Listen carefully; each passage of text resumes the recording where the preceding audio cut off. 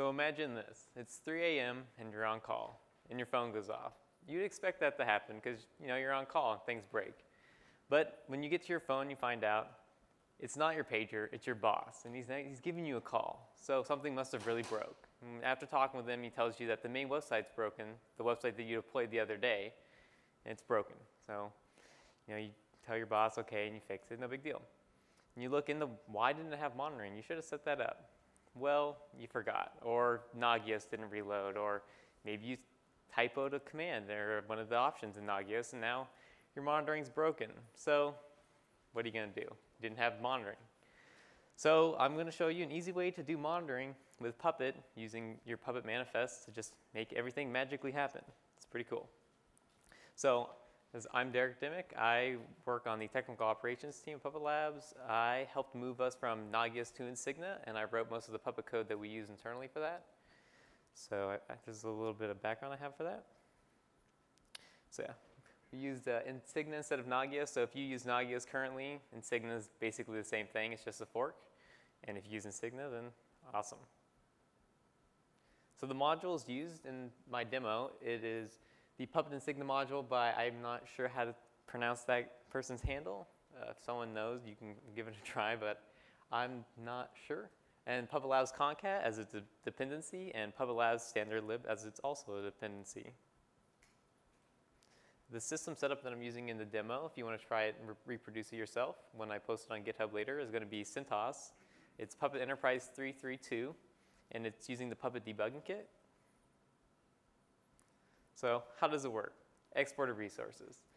If you haven't worked with exported resources before, you can tell Puppet to put a resource into PuppetDB that you can extract out later whenever you want in another module or on a different host.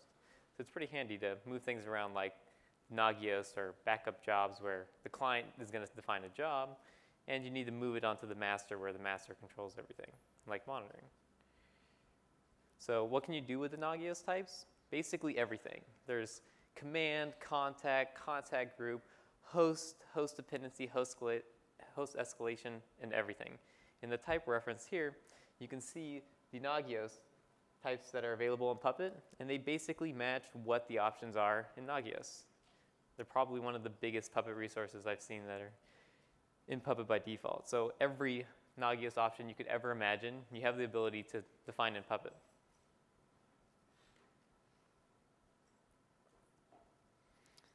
So what does that mean really?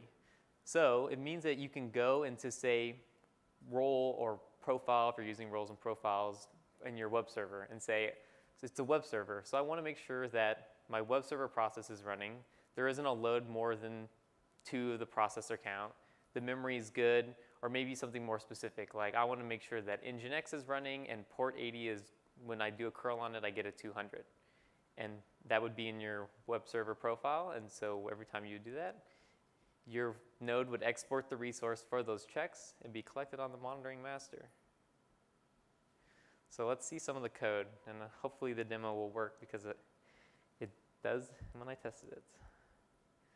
So I've set up 2 boxes. I have a Puppet master and just a Puppet client. The client is going to be setting up the Icinga monitoring server, and that is going to be giving us the Icinga UI, the old Nagios UI that we all love and hate.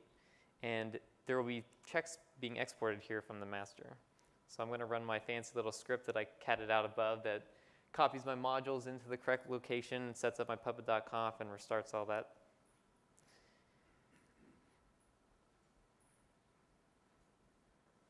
And if you haven't used Puppet Debugging Kit, it's really cool to be able to mess around with modules. Working on this, I was able to shut down and spin up the whole stack multiple times to be able to ensure that my demo would work correctly. And I could definitely see it being useful in the future when I'm going to be modifying and verifying that modules work the way that I expect them the first time. So here we are on the agent. We're going to run Puppet. This might take a little bit because we're going to have to download some of the Icinga packages. So while I do this, I can show you some of the code that I've written to wrap around the Icinga module and then what's kind of going on in the back end of the module. So in here, this is just the basic Puppet setup that I have currently on the box. I'm setting allow virtual to false so there's no errors because there's a warning if you don't have virtual packages or something. I'm making sure that the Nagios host and Nagios service are owned by and in the same group as Icinga because I don't want to get any conflicts reading the files. And I'll explain what those are because they're still special to normal. And I'm just using a nodes setup still because I like nodes. So on the master, this is the Puppet master, not the actual Icinga master. I'm declaring the Icinga class, and I'm telling it to manage the repository because there's special packages that I want to use. And so doing so, I believe the module author has provided a repository that allows some more new NRPE and checks. Same with a more up-to-date Icinga, which is really handy to have. I'm also telling it to give its IP address instead of its host name for the Nagios host address because by default, the module uses the domain name, and I don't have DNS set up for my Vagrant boxes, so I don't want to fight with that. And I'm also allowing all the hosts for NRPE on that /16 so that whatever IP Vagrant decides to give it, it'll just work.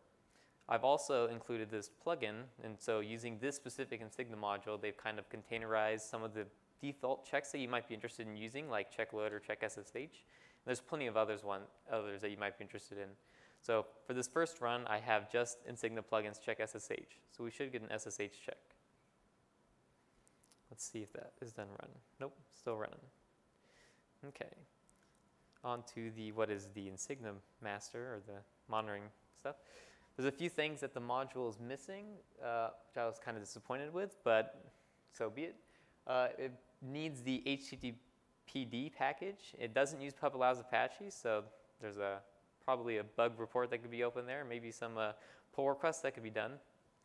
I want to make sure that the service is running because there are some dependency checks in the module that need that. And there's also, they forgot out using the production contact group, which I was actually really surprised that didn't work right out of the box. The Icinga class again, but now this time, everything's the same except for there's the no NRPE, I guess, and the addresses. But we set the server to true.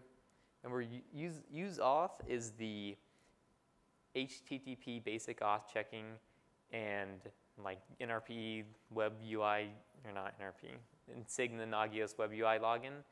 And I didn't want to fight with that because it was just stuff I didn't want to set up. But if you can set it up and try it yourself. And I also want to make sure that the vhost for Apache goes in the correct location. So from just that Puppet code right there, the site.pp and those two node files, we should be able to get a full standing from like just running Puppet twice on the master and then the agent. We should have a full Icinga setup with, we should get 4 or so checks on 2 hosts. So it's a quick little demo for that. Too bad the internet is taking its sweet time. So we can dig into the actual Icinga code that's going on. So in the class Icinga, there's plenty of options for you to configure how you want your client or server to handle. I'm not going to go into any of these in more detail than the ones that I'm currently using. But I do want to go down and show that it just includes a few classes. And there's one class that really, really does all the magic, and is the Icinga collect class on this line, 145. That is the most important class that is in this whole module because it does all the fun things like exported resources. So let's take a look at that. So in this class, it does everything, and this is where we're going to spend a few more minutes on working on this, let's go down to right here on line 33, the Nagios host resource with the 2 ats means that it is going to be an exported resource. So since every class or every box that gets the Icinga class then runs this class. If it's an Icinga client, which means server was not true, and we're doing exported resources, this is going to be exported, put in the PuppetDB, and can be collected on the our Puppet agent host, which is our Icinga server. And it's setting up some of the defaults in Nagios. And if you're familiar with Nagios stuff, like, you know, you can change your notification period and when you want if you want notifications to be enabled, and a bunch of other cool stuff like that. You don't have to use this module. So if you want to write your own wrappers, that's what I did at Puppet Labs. We have our own wrappers to try to make it slightly more self-service when someone wants to create a new check. So I've kind of abstracted out some of the default same things that we would agreed on as a group and use those by default.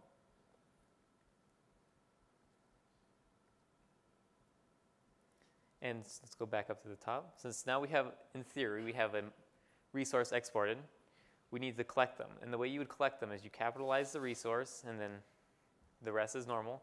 And then you use what we consider the spaceship operator, which is 2 less thans, a pipe, a space, another pipe, and then 2 greater thans.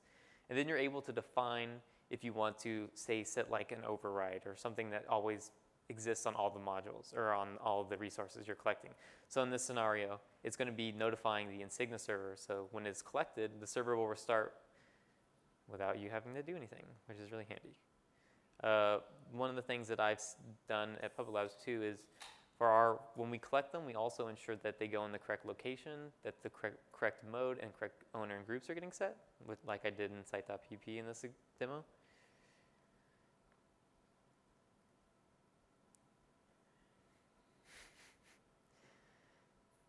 Well, it's not happening. We'll see.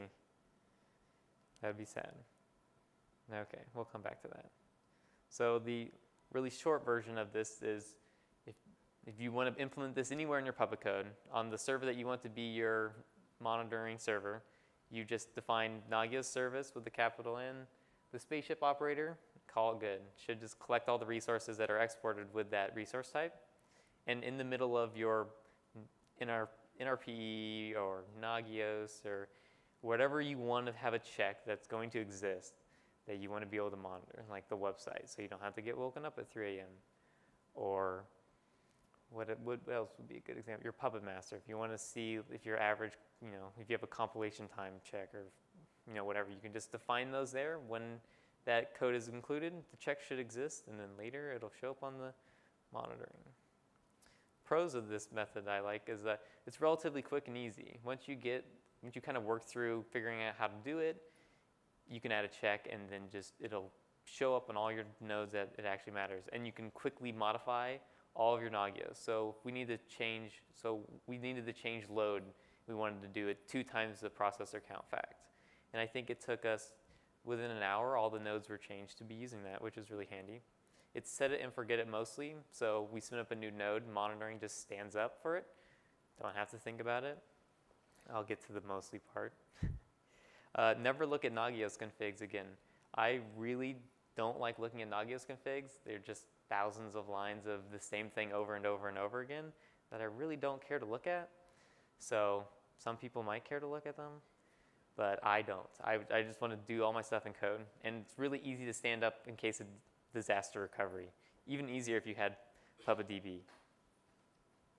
Oh, they were getting somewhere. So in this scenario, the one Puppet run, we will get a full Icinga server with a few checks, and we'll add another one. So if you completely lost your monitoring server and needed to move it somewhere else, you just stand it up with the class that sets up your Icinga server, and everything should be good. It should collect all the checks without a problem. There are a decent amount of cons, though. Don't let that think that it's not good to use. I actually think the pros are better than the cons, even though there are some little things to watch out for. Sometimes it can get out of hand. So a lot of hosts, and that's more of like things that are down the list that happen, is you need to deactivate and purge nodes from PuppetDB. So if you destroy a server, you'll still have the monitoring checks left around for who knows how long. And that doesn't help that the Nagios types in Puppet aren't too self-aware. They're aware that they exist, but they're not smart enough to actually remove themselves. So what you need to do is you need to actually purge the configs from time to time. And there's a way to get around that, though. And collecting resources can become slow sometimes. So when we had about 1,000 checks, we were sometimes spending 600 seconds running Puppet to update and dump all the Nagios configs back in, which was kind of painful. And there is a window of when the checks will show up. So if your monitoring server just ran Puppet and you set up a new node, then you would have to wait for the next time Puppet to be ran for that to actually show up. So it's not perfect if you need checks to show up right away when the server is up and live. There is a solution to some issues though. The PuppetDB external noginator, it's a Python script. It's just a one Python script. What it does is it curls PuppetDB for all resources matching Nagios underscore and uses a Jinja template to set up and create the Nagios configs. It'll move your old configs out, query PuppetDB, create the configuration files, load the monitoring server, and you can do that on cron, which I think is pretty cool. And that took only a handful of seconds when I was testing it versus the 600 seconds of running Puppet. And that could be found at that GitHub link. More packages.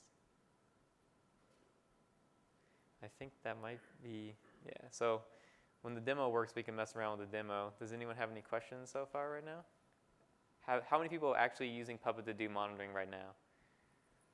So a few people. There are some of the cons, something that you've run into in the past, kind of having, there is a little bit of hand curation that you need to deal with. Okay. Yeah, I think the biggest thing that I found is the PuppetDB external noginator can kind of mitigate that. Instead of spending possible, 200 or 300 second Puppet runs every 30 minutes on your monitoring server, you can just completely forget about exporting resources. You can still export them, but instead of collecting them, then you can use this to collect.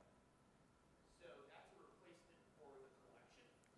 So the question was, is this a replacement for the collection of the resources? And yes, it is. So you can say, my PuppetDB exists here, and I want it to, I don't know, it's been a while since I've touched it, but you might have to give it a directory where you want it, and it'll just dump out the files.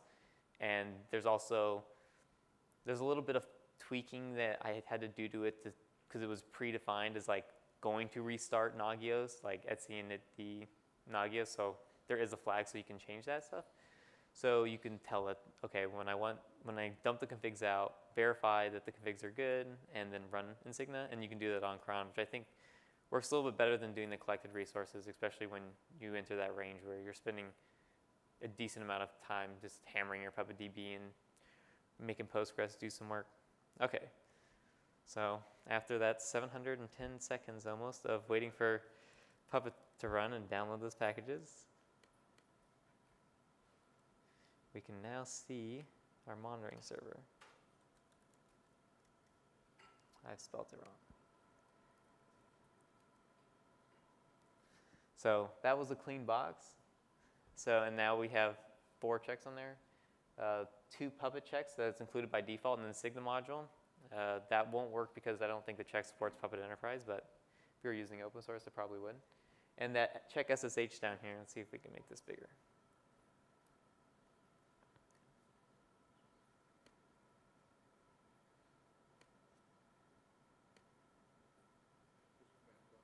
Command plus. I'm not used to this Mac. I have Linux on my other Mac. So yeah, that's check SSH is right there. So let's run through and add one of the other checks that are on here, because I commented one out earlier so we can see it show up. So let's go to the Puppet Master. So let's say we want to check load. Using this module should be really easy. We could just use one of the pre-existing plugins. So all we have to do is that. Write the node file. Come over here. Let's hop out of our agent and go on to our master.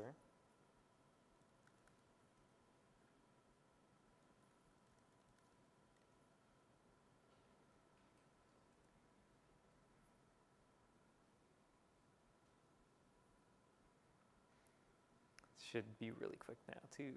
So it made sure that the nrp load.cfg is there so it can run the check load over nrpe. And it has reloaded nrpe, so cool, it's just what we wanted. So now let's go on to our Icinga server.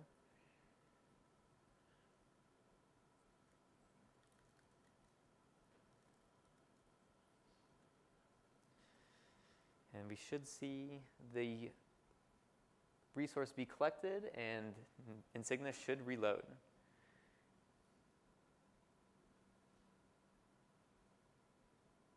And there we go.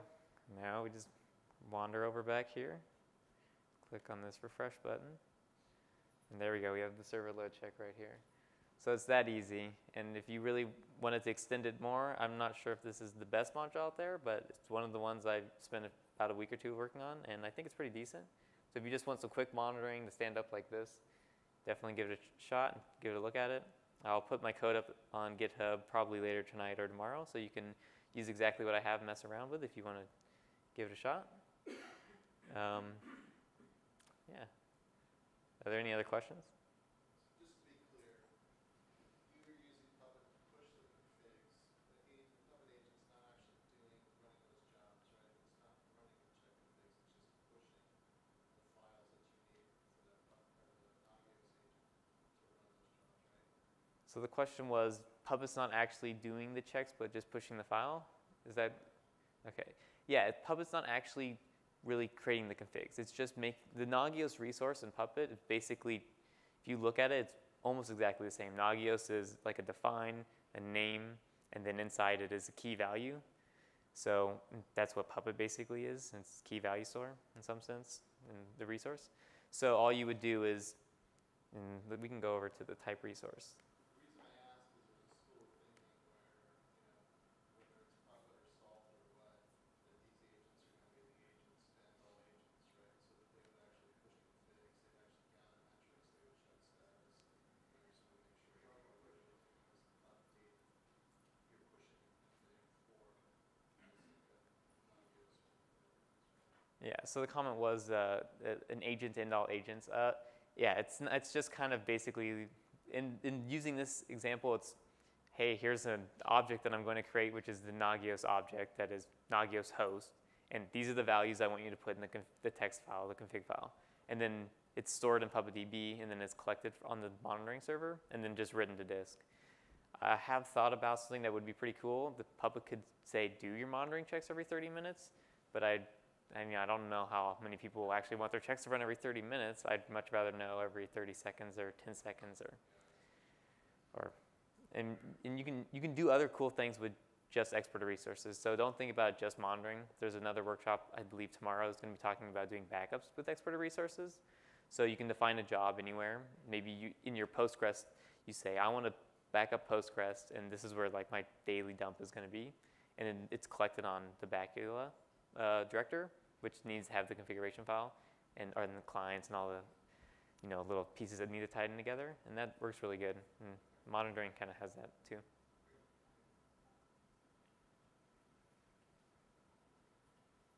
Question? So one issue that I've been running into with a similar setup is that occasionally, for whatever reason, we'll have a server we want to take out of Nagios, even though the server itself is still in place and needs to be managed by Puppet. And so we just set a fact that says stop monitoring this, and then it'll stop exporting the resource, and everything's hunky-dory. But then it still has the earlier exported resources, so we still have to go in and manually clean out the exported resources, even though it's no longer exporting them. The old export ones are still there. Is there a better way to get around that? So the question was, is there a better way to get around there being older external or exported resources on a host? Yeah, even after it's stopped exporting. Yeah, after the host is done. Something that we've done is, so say we want to host, we use the environments like in Git to the Puppet environments. So we do tags on the resources as an environment, and then we define on our monitoring server that only collect resources that are using the tag environment name or whatever environment name we've set. So we can go, okay, so any branch, or it might have changed a little bit, but we go, okay, so the main Icinga server only collect things that are tagged as production, which means that only hosts that are in the production branch will get collected. It doesn't necessarily solve the issue where if it was in production and now it's pulled out, you still have to go and clean it, which you could probably run that query on the PuppetDB Noginator. The Python script's pretty easy, and it's just a Jinja template in the curl, and it's really simple. Yeah, that's all perfect. Thank you. Cool. Oh, what was that? Well, we can look it up. Let's see. Yeah, so it's a quick little how to do the tagged resource. I'm going to go to the good old Google. If I remember correctly, though, let's see. Nope, not this one, though.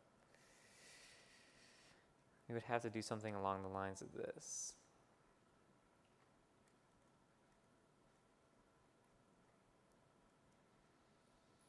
Just gonna make it quick and dirty.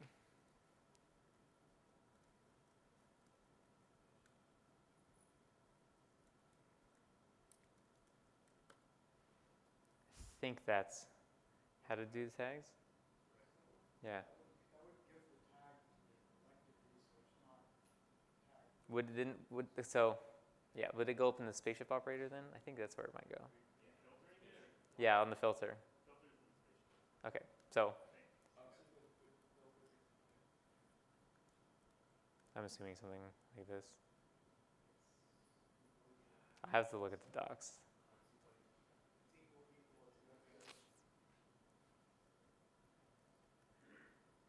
And then we'll just do this.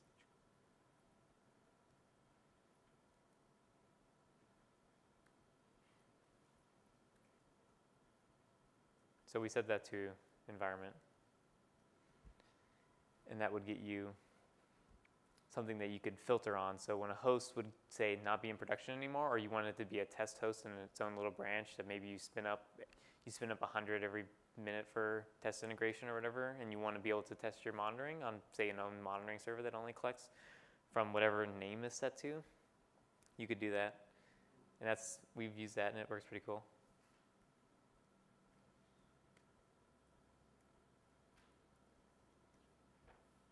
So in the spaceship operator line, can you define more than one filtering so that it'll get one or the other, or would you have to do like an if inside of it? Like for instance, if you have the tag for production and non-production, Mm-hmm. you could say notifications are off, not production on if it is. So the question was, can you have multiple in the tag for collection? I'm not sure. Yeah, I think there's an expression this and that or that. So supposedly you can use expressions on that. Have a plain spaceship operator and put the if inside. No, it's just like a logical and or. Oh, okay. Yeah. So you can, yeah. Oh yeah, equals, not equals, and or. Okay. But only one declaration of it. We just make one declaration and just chain them. And there's patterns. There's some vanilla stuff you can do with it. There's another pattern inside of this. We use the same thing but a different syntax. So then you can't get it. Yeah. It's like two routes to do the same thing. Yeah, so there's a and or an or.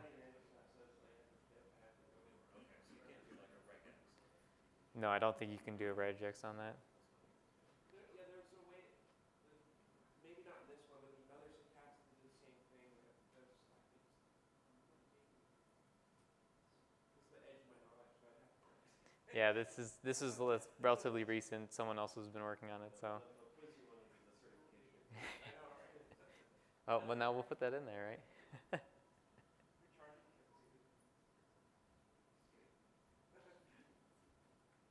Is there any other questions or comments or things that people have done with monitoring and collected resources? What's the GitHub site where your code is going to be located? That is a good question. It's going to be, do I have it on here? No. So my handle is actown, ACTOWN, so it'll be github.com/actown, and I might have a pconf thingy on here already, and if not, then I will commit it. Or you can poke me, I have my contact details in here, so feel free to poke me, ac-town@freenode, or shoot me a GPG encrypted email at my email.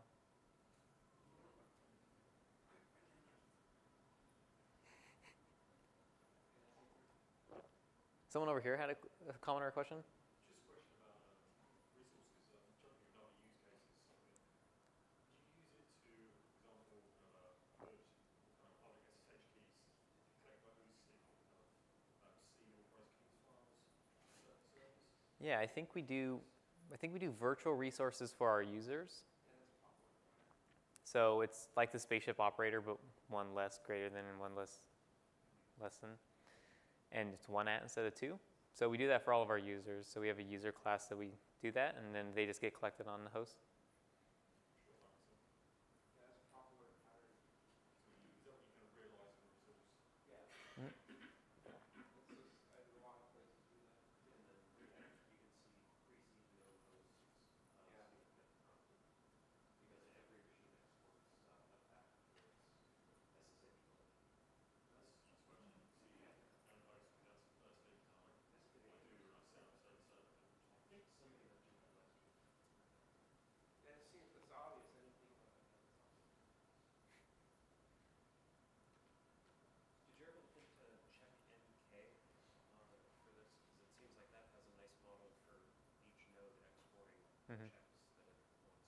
So the question was, have we ever looked into CheckMK? No, we didn't look into CheckMK. We used to use Gearman, which for spreading out checks around zones and other things. That wasn't fun. It got unfun pretty quickly. I know right now we're trying to move off of NRPE to use checking via SSH because NRPE's been getting angry timeouts, or it times out for some reason. So we've tried switching to check SSH, or using SSH to check instead of NRPE. So that's our latest endeavor in monitoring right now at PubLaws.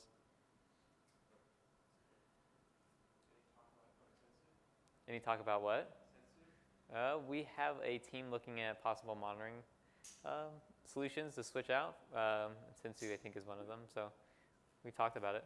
It'd be neat to have, I don't know, just imagine if there's a way to have some of the types of checks abstracted to higher level, and then those just propagate to your Nagios, and then later distribute that instead of Sensu. Kind of have a higher level abstract that people want to check for. Yeah, I think so. There was supposedly at the module contribution summit or whatever the other day, I think there's a patch put in to be able to pull out the Nagios resources from Puppet, being like some of the oldest code that you could ever find touched by Luke in like 2006 or 7 or something ridiculous. So there might be better work for the monitoring resources. Maybe there can be some sort of higher level, Rip them out, put them in somewhere else. rip them out, clean them up, fix them up. Or in some other system where they just make them plug it in. Yeah, I mean, who knows? Monitoring can change in a year or two, so we'll see.